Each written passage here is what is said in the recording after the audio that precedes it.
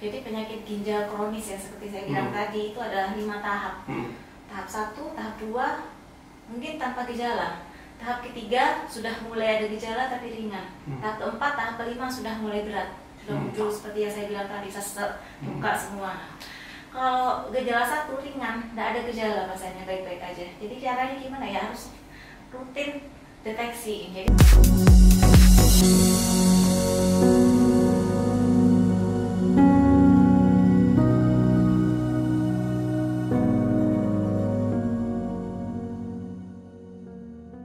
Oke, bismillahirrahmanirrahim. Kita berjumpa lagi di acara Farhad Show. Kali ini bintang tamunya adalah dokter yang cukup cukup sibuk lah. Dokter Rosida, spesialis penyakit dalam. Oke, selamat malam, Dok. Oke, terima kasih. Selamat malam. Assalamualaikum warahmatullahi wabarakatuh. Waalaikumsalam. Beliau ini adalah dokter spesialis penyakit dalam di Rumah Sakit Bangkalan. Beliau juga sekarang sedang menekuni pendidikan spesialis 2 ya? Ya, insya Allah. Ahli untuk Jadi konsultan ginjal dan hipertensi. Nefrologis, oke. Konsultan ginjal dan hipertensi. Jadi bab perginjalan. Gini Dok, sekarang saya langsung aja Dok. Jadi untuk penyakit ginjal ini secara garis besar, simpelnya untuk orang awam itu ada berapa sih Dok yang perlu dijelaskan? Oke, sebenarnya penyakit ginjal ini sangat luas sekali ya. Cuma mungkin yang cukup kita kenal ya, kita bagi 2. Jadi yang istilahnya gagal ginjal akut dan gagal ginjal kronis ya. Ya, gagal ginjal akut mungkin ya, gagal ginjal akut itu kejadiannya cepat, akut sesuai dengan definisi akut, dia mendadak cepat. Jadi istilahnya kita menghitungnya kurang dari 3 bulan. Kurang dari 3 bulan. Ya. Gagal ginjal. Enggak, fungsi ginjal itu apa Dok? Jadi kalau gagal itu nanti gejalanya gimana? Oke, saya jelaskan satunya dulu ya. Oke. Yang satunya gagal ginjal kronis. Jadi gagal ginjal kronis itu penurunan fungsi ginjal dengan sebab apapun juga yang kita anggap sudah agak menaun, jadi di atas 3 bulan kita sebutnya gagal ginjal kronis. Sebelum ke gejalanya gimana, kita harus tahu fungsi ginjalnya itu apa sih sebenarnya ya. Fungsi ginjal yang paling utama mungkin fungsi ekskresi ya. Jadi mengeluarkan urin. Urin. Itu fungsi utama, mengeluarkan urin. Urin itu adalah urin dan sampah metabolisme. Jadi setiap metabolisme di dalam tubuh itu pasti kan mengeluarkan sampah-sampah, apa yang kita makan, semuanya melalui metabolisme pasti mengeluarkan sampah, toksin juga termasuk apa yang kita makan, obat-obat yang kita makan kan semuanya lewat ginjal. Jadi membersihkan, mengeluarkan cairan lewat urin, membersihkan toksin-toksin, jadi sampah-sampah tubuh yang numpuk, yang kalau nggak dikeluarkan kan berakibat toksik untuk tubuh sendiri. Yang kedua, mungkin fungsi mengatur cairan, keseimbangan cairan. Jadi artinya kalau ginjal itu sehat, kalau kita minum banyak, ginjal akan respon, dia akan mengeluarkan urin secara normal lah. Jadi menjaga keseimbangan cairan di dalam tubuh. Jadi kalau orang kurang minum, tubuh akan merespon dia. Responnya mungkin kencingnya akan sedikit. Itu kalau ginjal normal masih mampu dia. Terus yang ketiga, dia mengatur hormon di tubuh. Salah satunya adalah hormon yang memicu untuk produksi sel darah merah. Jadi istilahnya erythropoietin ya istilahnya. Jadi kalau orang gagal ginjal biasanya kan datangnya dengan anemia ya. Nah itu salah satu hormonnya itu yang membentuk tuh di ginjal. Terus juga dia membantu metabolisme vitamin D dan kalsium. Jadi membantu pertulangan juga ya. Terus selain itu mengatur tekanan darah. Jadi tekanan darah itu sumbernya memang salah satunya juga dari ginjal.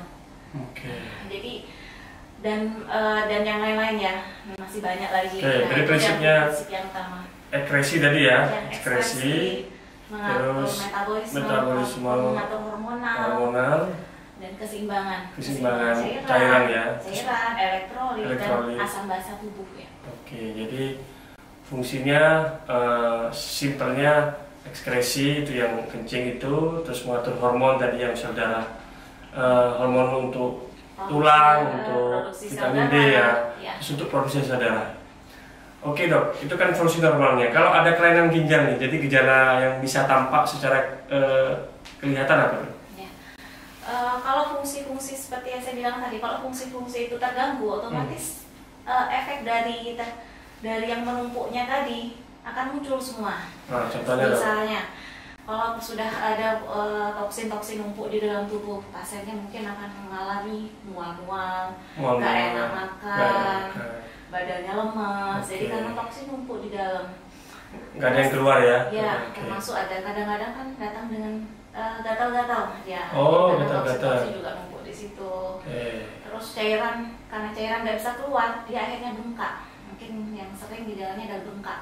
Di ginjal nggak bisa mengeluarkan urin, jadi numpuk di dalam tubuh. Nah, bengkak lagi. Terus kadang-kadang datang dengan hipertensi. Darah tinggi. Karena seperti tadi, di ginjal ada hormon untuk mengatur hipertensi juga, mengatur keseimbangan cairan. Karena hipertensi juga penyebabnya bisa karena over cairan juga. Jadi apalagi sebenarnya gejala awal penyakit ginjal itu seperti apa ya? Tanpa kita sadari. Jadi sebenarnya deteksi dini ini sangat penting. Jadi kadang-kadang pasien tuh datang dengan kondisi yang sudah sesek, sudah bengkak semua, itu sudah gejala yang sudah berat. Jadi kalau awal-awal gejala sakit ginjal itu mungkin tidak ada gejala, mungkin awal-awal seperti biasa aja. Jadi biasa aja, nggak merasakan apa-apa. Ya. Jadi kadang kan sekarang itu dok takut, jadi ngapain saya ke rumah sakit? Perlunya deteksi ginjal seperti itu. Jadi awal-awal gejala ginjal tuh nggak merasakan apa-apa dia. Cuman kadang-kadang dia cepat lelah, nggak enak makan, mual, kadang-kadang agak bengkak sedikit, tapi membaik, kadang-kadang sudah membaik. Terus kencing berkurang, sudah mulai berkurang, tapi kadang-kadang pasien nggak menyadari. Atau kencingnya berwarna merah, berbusa, itu sudah salah satu jalan. Kadang-kadang tensi naik, jadi nggak khas ya. Kalau berat ya bisa ya rasanya sesek berat. Kalau ada itu dok, kalau ada gejala ringan-ringan tadi itu sebaiknya bagaimana sih kita menyikapi periksa deteksi dini ya? Sebentar dulu saya bagi dulu penyakit ginjal ini ya, ada tahap-tahapnya. Jadi penyakit ginjal kronis yang seperti saya bilang tadi itu adalah 5 tahap. Tahap 1, tahap 2 mungkin tanpa gejala. Tahap ketiga sudah mulai ada gejala tapi ringan. Tahap keempat, tahap kelima sudah mulai berat. Sudah muncul seperti yang saya bilang tadi, sesek, buka semua. Kalau gejala 1 ringan, tidak ada gejala pasiennya baik-baik aja. Jadi caranya gimana ya? Harus rutin deteksi. Jadi deteksi dini istilahnya. Mencegah itu pasti lebih baik daripada mengobati. Jadi deteksi dini itu khususnya buat pasien-pasien yang sudah ada faktor-faktor komorbid. Apa itu? Ya.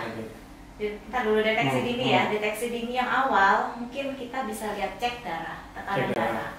Jadi tekanan darah itu ya kita bisa melihat tensinya berapa, tensi di atas 130, di atas 140 ya, itu sudah faktor resiko ya. Terus deteksi kencing itu sudah kayak jendela dunia, jendelanya sakit ginjal ya. Kita bisa mendeteksi penyakit ginjal sangat ringan dari kencing. Pemeriksaan kencing ya. Terus pemeriksaan gula darah.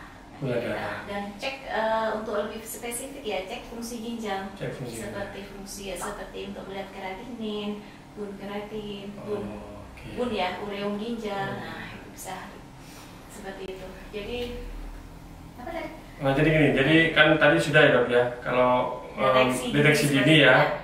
Faktor resiko ya. Siapa-siapa aja sih yang beresiko sakit ginjal? Betul. Semua memang beresiko. Cuman yang lebih utama adalah karena penyebab penyakit ginjal yang utama di dunia dan di Indonesia terutama adalah diabetes. Diabetes dan hipertensi ini menempati urutan 1-2. Jadi kadang-kadang gantian ya. 1-2 dan hipertensi dan diabetes itu penyebab utama. Penyebab lainnya bisa karena infeksi ginjal, keradangan ginjal, batu ginjal, atau keganasan, misalnya keganasan, atau kanker, deteksi atau yang lainnya. tadi dijelaskan satu komorbid masing adalah hipertensi dan darah tinggi ya, diabetes ya.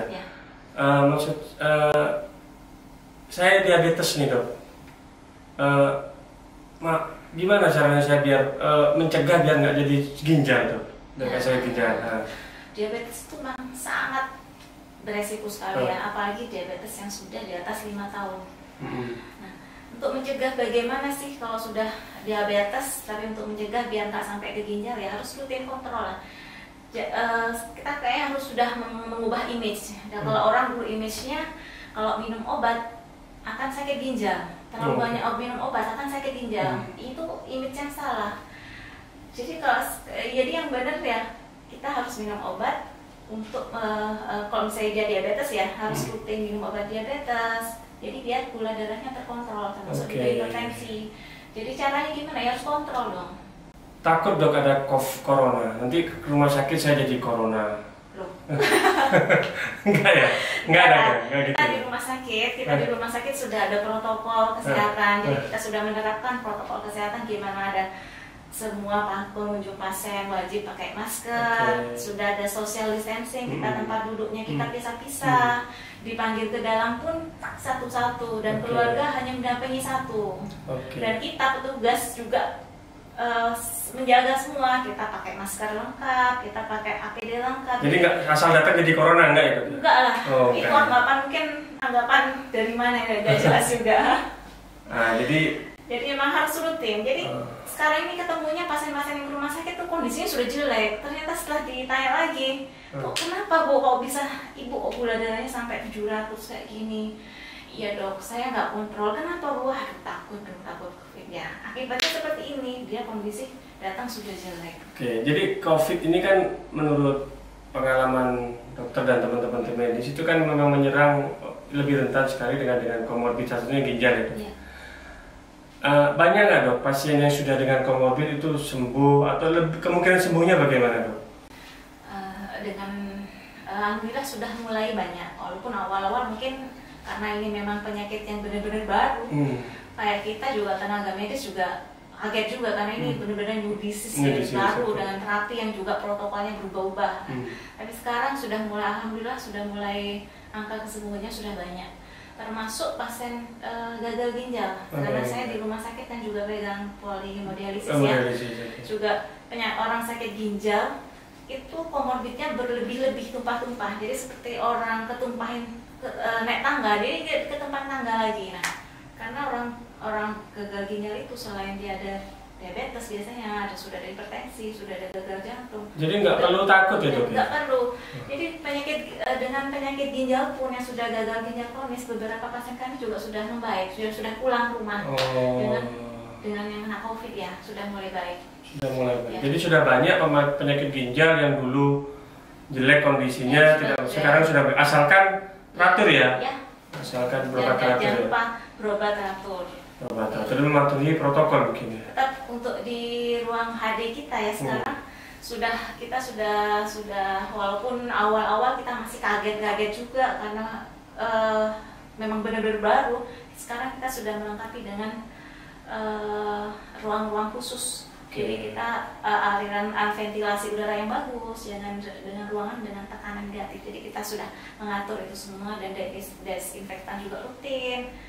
Kita sudah menerapkan protokol kesehatan di situ, termasuk pasien yang ada di situ semuanya harus pakai masker. Jangan buka masker waktu cuci darah, dan petugas pun sudah seperti itu juga. Jadi sama-sama saling menjaga, dan pengunjung pun kita juga batasi, tidak ada pengunjung dalam kecuali memang benar-benar dibutuhkan. Jadi kita sudah benar-benar menjaga di dalam, entah lagi kalau di luar ya. Nah itu agak susah. Sekarang yang terakhir nih dok, tips-tips untuk mencegah atau bagi yang sudah terkena ginjal, pola hidup, pola makan, pola tidur, bagaimana dok? Jadi memang, bisa ke kamera nih dok. Jadi memang yang pertama adalah modifikasi hidup ya, modifikasi gaya hidup sehat.